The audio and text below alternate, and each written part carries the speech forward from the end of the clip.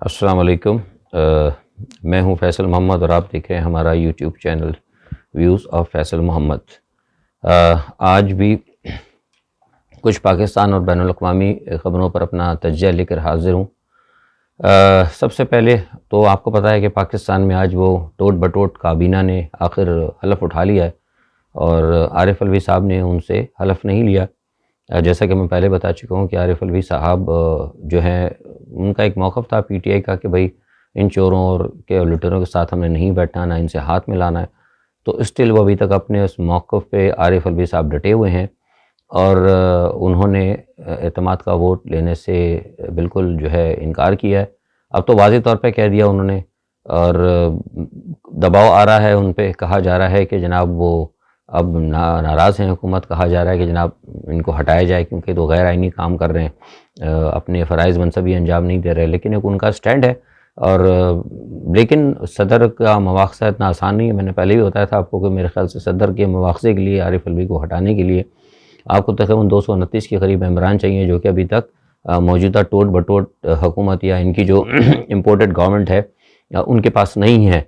तो वो मैं समझता हूँ कि बहुत मुश्किल होगा और ये इमरान खान का मैं समझता हूँ कि अच्छा फ़ैसला था कि उन्होंने जो यहाँ पे छोड़ा कि ये जो इम्पोर्टेड गवर्नमेंट है वो कहीं ना कहीं इनके गलत फ़ैसलों, मुल्क दुश्मन फ़ैसलों को के अंदर ये रोड़े अटकाते रहेंगे। या दूसरे अल्फाज में समझ लें कि हर कोई जो गलत काम इस मुल्क के ख़िलाफ़ किया जाएगा उस पर पाकिस्तान के ऐवान सदारत से तबर्रा जो है वक्तन फ़वक्तन इन पर आता रहेगा। बहरहाल ये देखना है कि क्या होता है और इतनी जल्दी तो नहीं है, लेकिन हाँ अलबत्ता जो मैं समझता हूँ कि आइन के हवाले से अलबत्ता सदर साहब अभी भी जो है एक काम कर सकते हैं। अगर उन्होंने कहीं इनको एतमाद का वोट लेने का कह दिया तो फिर इनके लिए बड़ा मसला पड़ जाएगा, क्योंकि एतमाद का वोट फ़िलहाल ये अभी नहीं ले पाएंगे जो तोड़ फोड़ असम्बली में चल रही है। और बहरहाल देखें क्या होता है। सूरत हाल जो है बड़ी गंभीर है और जो हम देख रहे हैं वो ये है कि पाकिस्तान के अंदर इस वक्त जो सूरत हाल है ना, इस वक्त आइन और क़ानून कहीं हमें नज़र नहीं आ रहा, ना पार्लिमानी कानून नज़र आ रहा है, ना कहीं आइन पे अमल दरामद नज़र आ रही। मतलब एक अजीब, जिसे कहते हैं ना कि एक जंगल का माहौल है, जिसका जो मुँह उठा, जिसकी जो मर्ज़ी आई वो हो रही है। बार और बेंच में भी आप देख लें कि क्या हो रहा है। अभी आपको पता लगा कि वो वकीलों ने, जो काले कोट वालों ने एक सब इंस्पेक्टर को, जिस बेचारे की उम्र 50 साल की थी, उसको उन्होंने इतना मारा कि उसको भी मार दिया। हालांकि वो भी देखा जाए तो ये बहुत गलत है। तो ये सारी चीज़ें जो हो रही ना, ये इसलिए हो रही हैं कि सारा मामला जो है ना गैर मुल्की और मगरिब की इशारों पर हुआ है। जो हम शुरू से कहते रहे थे, इमरान खान तो कह रहे हैं, लेकिन हम तो बहुत पहले से कहते रहे थे कि मगरिब के इशारों पर सारा काम हो रहा है। हम हमेशा कहते थे, लोग हमें इल्ज़ाम देते थे कि फैसल साहब आप हर बात में बाहर। अब आप देख लिया, हर चीज़ आपके सामने आ रही है। हम अदालतों का एहतराम करते हैं, हम अदालतों का एहतराम करते हैं, लेकिन अदालतों को भी देखना चाहिए कि उनकी कारकर्दगी की ऐसी कौन सी वजूहात है कि पाकिस्तान की अदलिया का नंबर जो है 140 पर चल रहा है। ये मतलब हमें कहने की ज़रूरत नहीं है, मतलब खुद देखना, अदालतों को, जजों को भी देखना चाहिए। बहरहाल अब जो सूरत हाल है वो ये है कि टोट बटोट की हुकूमत आ गई है और मैंने बताया भी था कल भी और आज मैंने ट्वीट भी किया था। मैं जो अखबार में कहीं बयान देता हूँ, कहीं किसी से बात करता हूँ, तो फिर मैं ट्विटर पे भी बता देता हूँ कि मगरिब की ख्वाहिश क्यों है थी इनकी कि जनाब मुल्क दुश्मन पाकिस्तान में हुकूमत लाई जाए। और अभी तक मगरिब की ख्वाहिश ये है कि जब ये मुल्क दुश्मन टोट बटोट की हुकूमत आ गई है तो उनका कहना ये है कि यहाँ पर ऐसे लोगों को लाया जाए काबीना के अंदर जो कि मुल्क दुश्मन है, ताकि मुल्क दुश्मन से मुराद मेरी ये है कि वाज़ेह तौर पर कहा गया है कि मोहसिन दावड़ अली वज़ीर को शामिल किया जाए, क्योंकि उसकी वजह ये है कि ये रियासतें पाकिस्तान के मुखालिफ हैं। ये पाकिस्तान के अंदर रहते हुए अफ़गानिस्तान की बात करना चाहते हैं। ये वो अनासिर हैं जो पाकिस्तान को तकसीम करके पाकिस्तान के सरहदी इलाकों को अफ़गानिस्तान में शामिल करना चाहते हैं। ये बाकायदा मगरिब की तरफ से इनको हुक्म है। यही वजह है कि आज आप देखें कि बिलावल भुट्टो साहब ने कहा है, ख्वाहिश ज़ाहिर की है कि जब तक इन लोगों को नहीं रखा जाएगा मैं भी मतलब हल इस काबीना, टोट बटोट काबीना में नहीं आऊँगा। उसकी वजह यह है कि मगरिब की ख्वाहिश है, मुल्क दुश्मनी की ख्वाहिश है कि जब पाकिस्तान की वफाकी काबीना के अंदर वो लोग आ जाएंगे जो वफाक के ख़िलाफ़ होंगे, पाकिस्तान के ख़िलाफ़ होंगे, फ़ौज के ख़िलाफ़ होंगे, रियासती इदारों के ख़िलाफ़ होंगे, तो फिर जो सूबों से जो बगावत उठती है, जो 18वीं तरमीम जो अमेरिका की ईमा पर दी गई थी, 18वीं तरमीम पहले बता चुका कि अमेरिका ने करवाई थी ताकि सूबों को ज़्यादा खुद मुख्तारी करके उनको अलहदगी की तरफ डाला जाए। तो हमेशा कहीं ना कहीं वफाक से जो है ना रुकावट आती थी। तो अब ऑलरेडी वफाक के अंदर भी ऐसे बागी किस्म के लोग पैदा कर दिए जाएँ ताकि सूबों को जब वो बगावत की तरफ चलें, जो अलहदगी की तरफ चलें, तो वफाक से उनको ज़्यादा यानी कहते हैं रेजिस्टेंस ना हो, यानी ऑलरेडी वफाकी हकदारों के अंदर मुल्क दुश्मन लोग मौजूद हों। तो ये BNP को शामिल करना, मोहसिन दावड़ को, अली वज़ीर को लेके आना, मतलब मुझे बस कहने की ज़रूरत नहीं है मोहसिन दावड़, अली वज़ीर क्या कुछ करते रहे। अब मैं इस पर मज़ीद बात नहीं करूँगा, हर आदमी जानता, पाकिस्तान का बच्चा बच्चा जानता है कि ये लोग क्या करते रहे। तो ये भी उनको बाहर से ऑर्डर है। लेकिन एक और ख़तरनाक बात जो मैंने कही थी कि फ़ॉरेन फंडिंग केस के अंदर जो है इमरान खान को के ख़िलाफ़ एक मुतासिबाना रवैया अख्तियार करते हुए PTI के केस को रोज़ाना चलाया गया।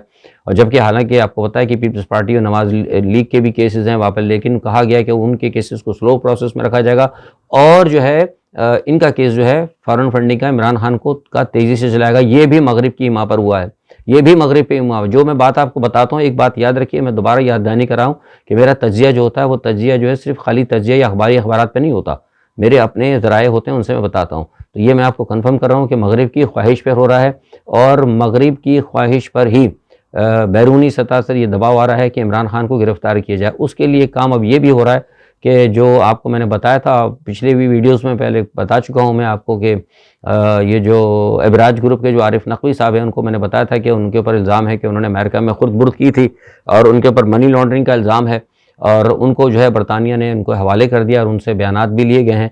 अब जो हमें जो मेरे ज़राए बता रहे हैं वो ये है कि आरिफ नकवी को इस्तेमाल किया जाएगा इमरान खान के ख़िलाफ़, यानी उनको जो वहाँ से जो मैंने पहले बताया था, आपको तो पता है पिछले साल मैंने बताया था जब इनको पकड़ा गया था कि वहाँ से जो बिल गेट्स वगैरह के और मेलिंडा फाउंडेशन के हवाले से जो पैसे की खुर्द-बुर्द हुई थी, आरिफ नकवी पे इल्ज़ाम आ रहा है और बड़ी मनी लॉन्ड्रिंग की जो बात हो रही है, उस बड़ी मनी लॉन्ड्रिंग के अंदर आरिफ नकवी के ज़रिए इमरान खान को मुलव्विस किया जाएगा ताकि सारी दुनिया के अंदर ये बताए कि एक बड़ी बैनुल-अक़वामी मनी लॉन्ड्रिंग के अंदर आरिफ नकवी और ख़ास साथ में इमरान खान भी शामिल हैं। तो इमरान खान को एक बैनुल-अक़वामी तौर पर एक बड़ी साजिश का शिकार करने के लिए अमेरिका कोशिश कर रहा है, ये मैं आपको बता रहा हूँ। इसके अंदर ये भी हो सकता है कि मेरे ज़राए ने बताया कि अंदर कई सरगोशियों में ये भी कहा गया कि इमरान खान को गिरफ़्तार करके हालात को देखने के बाद अगर वो मामला तेज़ी से आगे बढ़ा तो ये इमरान को गिरफ़्तार करके अमेरिका के हवाले भी कर सकते हैं। ये सारे मामला चल रहे हैं, तो लिहाजा कौम को देखना होगा, क्योंकि ये बात याद रखिए, ये जो मैं बात कर रहा हूँ ना, ये इतनी बड़ी बात नहीं है, लेकिन बड़ी बात भी बहुत है। बड़ी इसलिए नहीं है कि अमेरिका ने अपने दुश्मनों का जो है हशर किया है ना, आपको पता है, लेकिन वो हशर सिर्फ इसलिए हुआ था कि अवाम भी उस वक्त अमेरिका के साथ थे। अवाम जो थे अमेरिका के साथ थे। जो मैं बता रहा था ना कि स्प्रिंग साउथ एशिया में आप स्प्रिंग अरब जो आया था, इराक़ को देखें, लीबिया को देखें, शाम को देखें। जो मैं बातें बताता हूँ इसलिए मैं कहता हूँ मेरे वीडियो को ज़रा गौर से सुना करें, मैं हर चीज़ आपको बताता रहा हूँ। तो स्प्रिंग साउथ एशिया के अंदर भी है। इस वक्त जो है अमेरिका का जो मुखालिफ जो सद्दाम हुसैन थे, जो लीबिया थे, इन लोगों का जो हशर करने की कोशिश इन्होंने की और जो हशर ही करना चाहते थे बशर अल असद का, लेकिन अल्लाह ताला ने मदद की, बशर अल असद के पीछे प्यूटन आके खड़ा हो गया। तो लिहाजा अब ये वही हशर जो है कहीं ना कहीं इमरान का करना चाहते हैं, क्योंकि इमरान ने खुलकर अमेरिका की मुखालफत की और अमेरिका के असली चेहरे को दिखाया है। तो ज़रूरत तो इस वक्त ये थी कि इस वक्त हमारे पीछे अल्लाह की मदद के साथ साथ चीन भी खड़ा होता और हमारे साथ रूस भी खड़ा होता, और यही बात अमेरिका को महसूस हो रही थी कि अगर प्यूटन और जीपिंग अगर इमरान के साथ खड़े हुए तो इनका मिशन जो है सीरिया की तरह यहाँ भी नाकाम होगा। लिहाजा इसलिए इन्होंने ये पाकिस्तान मुस्लिम लीग नवाज़ की, जो अमेरिका की और भारत नवाज़ मुल्क दुश्मन एक हुकूमत है, इसको स्पॉन्सर करके बाय फोर्स यहाँ पे अदालतों के ज़रिए से लाया गया है। अब आप सारी बात समझ गए जो मैंने आपको इंतहाई खुलकर बता दी।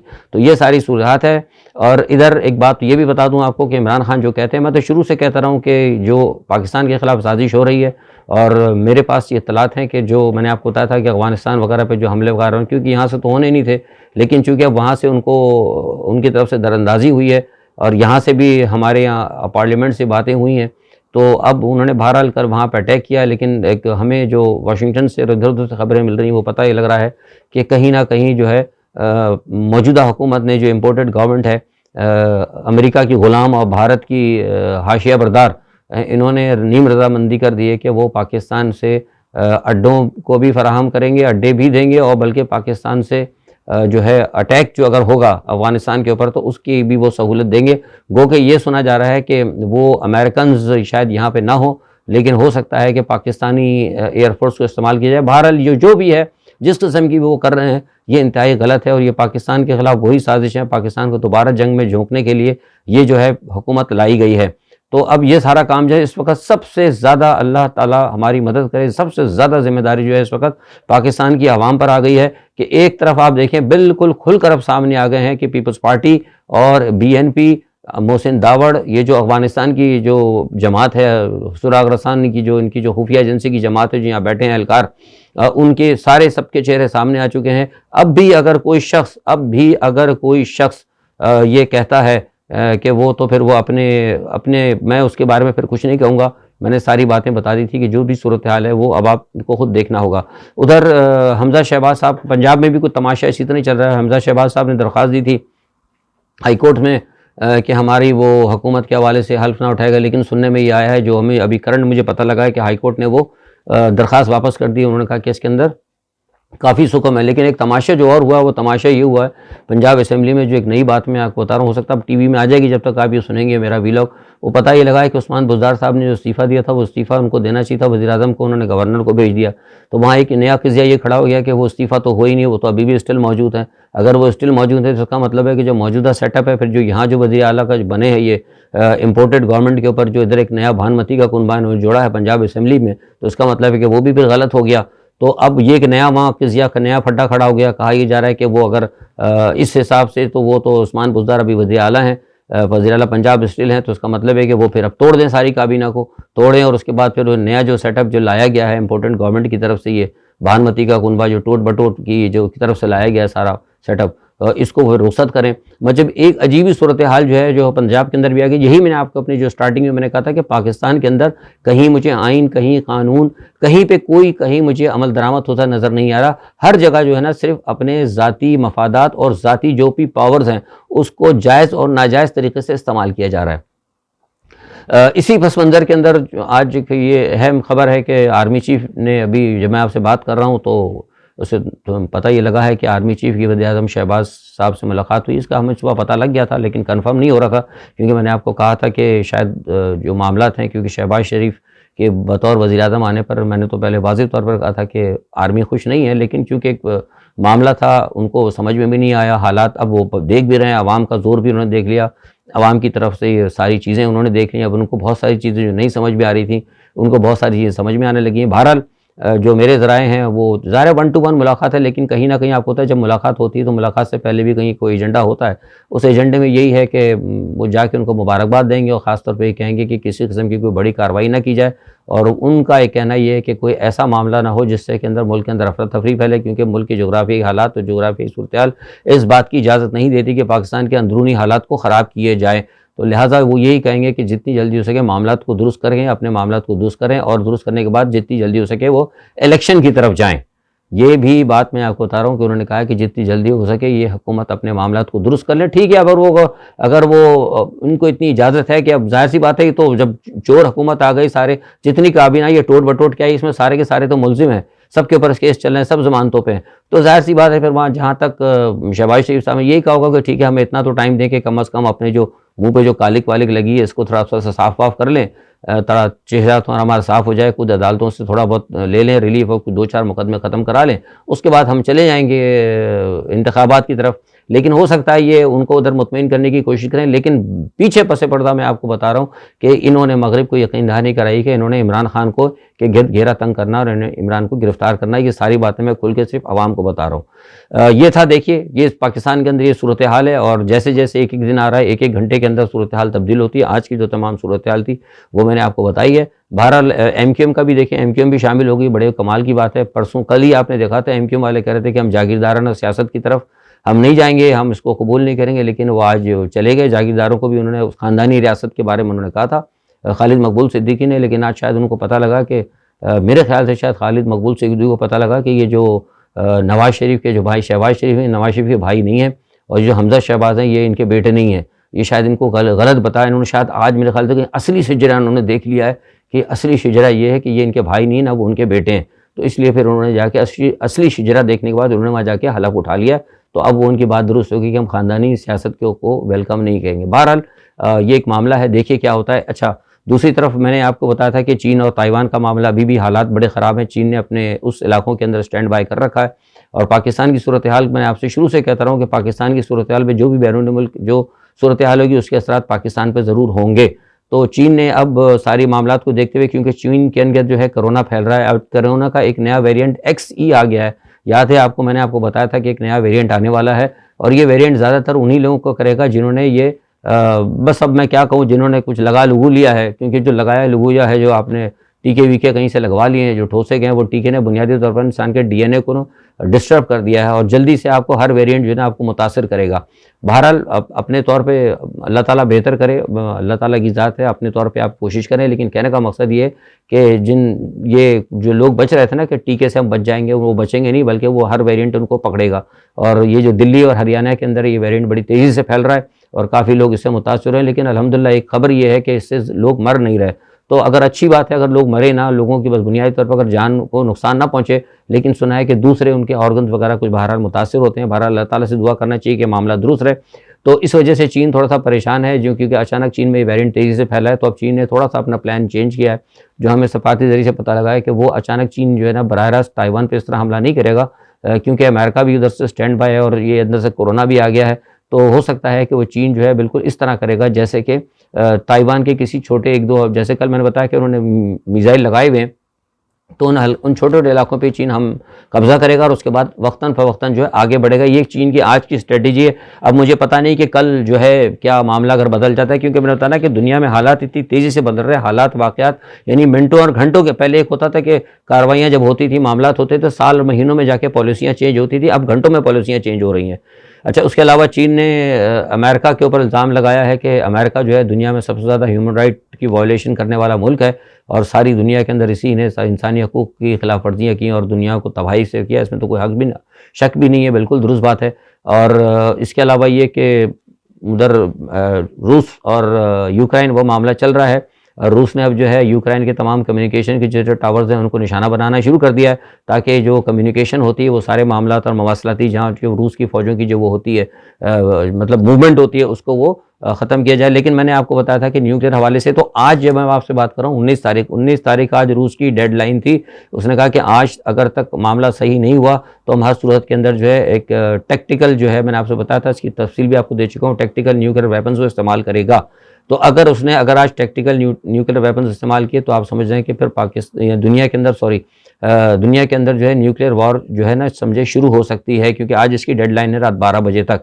और इसी डेडलाइन को देखते हुए ये जो हमारे पास जो यूरोपियन हल्के हैं और जो यूरोपियन की इंटेलिजेंस एजेंसियाँ वो भी इस बात को कन्फर्म कर रही हैं कि आज किसी वक्त भी रूस जो है हमला कर सकता है। इसी वजह से नेटो ने अपने 100 तैयारे जो है स्टैंड बाई कर दिए हैं और उनके ऊपर भी उन्होंने न्यूक्लियर हथियार लगाए हैं। तो ज़ाहिर है, मैं समझता हूँ कि जवाबी धमकी जो है नेटो की तरफ से और अमेरिका की तरफ से रूस को है। लेकिन अब देखना है कि रूस क्या करता है, क्योंकि रूस के पास, मेरी इत्तलात के मुताबिक जो है, रूस के पास बड़े ख़तरनाक हथियार हैं। अगर ये नेटो और अमेरिका पूरे अगर खुलकर भी अगर आ जाएँ तो रूस को ये नुकसान नहीं पहुंचा सकते, बनिस्बत अमेरिका का, और यहाँ यूरोप का बहुत बड़ा नुकसान रूस कर सकता है।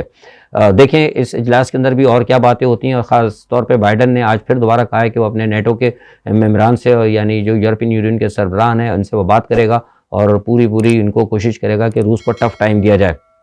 दूसरी तरफ काबुल के अंदर अफसोसनाक वाक़या हुआ, आपको पता है, वहाँ 2 बम धमाके हुए। इस बच्चों का स्कूल था, लाइब्रेरी थी, उसके अंदर तकरीबन मेरे इत्तलात के मुताबिक 35 के करीब बच्चे मारे गए। और ये इलाका जो है हज़ारा जो शिया हैं उनका था। लेकिन बहरहाल अफसोस की बात है, शिया हो या सुन्नी हो, कोई भी हो, चाहे गैर मुस्लिम ही क्यों ना हो, इस तरह लोगों का मरना और इस तरह लोगों को ख़त्म करना सियासत के अंदर, ये बहुत गलत बात है। बहरहाल ये मामला जो है ये भी बड़ा तकलीफ़ देह है। और अफ़गानी जो अभी तक बेचारे आज़ाद हुए हैं और किसी तरीके से किसी मुसीबत में है, उनके अंदर ही ग्रुप बंदी है। एक ग्रुप वो पाकिस्तान के ख़िलाफ़ इस्तेमाल हो रहा है, कोई किसी शियाओं के ख़िलाफ़ इस्तेमाल हो रहा है। वहाँ पे भी जो है ना सियासी सूरत हाल जो इंतहाई गैर मुस्तकम है। मामला तो ये था कि अगर पाकिस्तान की हुकूमत स्टेबल हो जाती है, अगर इमरान खान इसको लेके चलते, और इंशाल्लाह खुदा करे इमरान खान आ जाएँ दोबारा, अगर वो आके चलें, पाकिस्तान स्टेबल हो, तो इमरान खान की तो पूरी कोशिश, आपने देखा था कि वो अफगानिस्तान को स्टेबल करना चाह रहे थे। लेकिन जैसे ही इमरान खान को हटाया, वहाँ अफगानिस्तान को भी डीस्टेबलाइज़ करने का मामला शुरू हो चुका है। अच्छा, दूसरा ये है कि स्वीडन में कुरान पाक की मैंने बताया था कि बेहुरमती हुई थी, वहाँ पर पूरे शहरों के अंदर अभी भी उसके मामला बड़ा गर्म है। हमने भी अपने तौर के ऊपर कोशिश कर रहे हैं कि इस मामले को हुकूमत के साथ उठाएं। और दूसरा जो मामला हुआ था कनाडा के अंदर मस्जिद का, उसको भी हमने अपने तौर पे भी उठाया है। और सुना है कि शायद शहबाज शरीफ ने भी कोई ट्वीट करके थोड़ा सा हातम ताई की कब्र पर लात मार दी है। लेकिन मैं समझता हूँ कि शायद अगर आज इमरान खान वज़ीर आज़म होते तो उसके ऊपर पाकिस्तान की तरफ से एक स्ट्रॉन्ग रिएक्शन जाता, जो अब नहीं गया। बहरहाल देखते हैं, अल्लाह ताला बेहतर करे। मैं यही दुआ करूँगा अल्लाह ताला कि हर उस लीडर को, हर उस शख्स को जो कि इस्लाम और पाकिस्तान की बेहतरी के लिए सोचता है, अल्लाह ताला उसकी मदद करे और इस मुल्क पाकिस्तान को सलामती और तहफ़्फ़ुज़ अता करे। आज के लिए इतना ही। कल इंशाअल्लाह ख़बरों के साथ अपना तजज़िया लेके फिर हाज़िर होऊंगा। तब तक अल्लाह हाफ़िज़।